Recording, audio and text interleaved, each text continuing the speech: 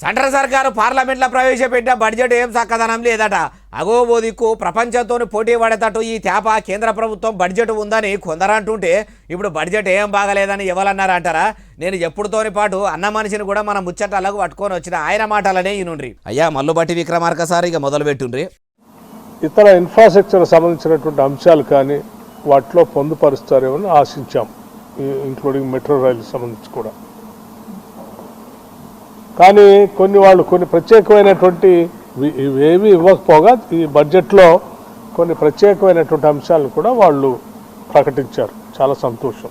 ఈయనరా ఉప ముఖ్యమంత్రి బట్టి విక్రమార్క సార్ ఏమంటుండో, సెంట్రల్ సర్కారు తెలంగాణలో చేయి సర్కారుకు సాయం చేసే పని ఏం కూడా పెట్టుకోలేదు.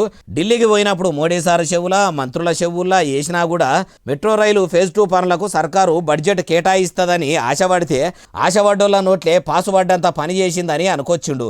ఒక మెట్రో రైల్వే కాదు, అటు బయో ఎనర్జీ, ఎలక్ట్రానిక్స్ ఇట్లా చెప్పుకుంటా పోతే తెలంగాణ గుండెకాయ హైదరాబాద్ పట్టణంలో ఉన్న ఎసొంటి దానికి కూడా సెంట్రల్ సర్కారు బడ్జెట్ ఇవ్వలేదు, పైగా విడుదల చేయలేదని అనుకొచ్చిండు.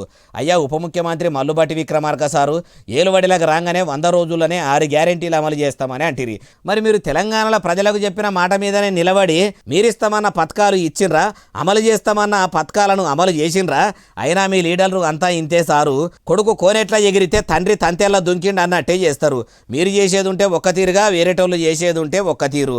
ఇట్లా ఒక్కలను ఎత్తేసుకొని ఎత్తి పొడుచుకున్నతోనే మీ 5 ఏళ్ల పుణ్యకాలం పూర్తి అవుతుంది అంటుర్రు ఈ ముచ్చటిన్నోళ్ళు.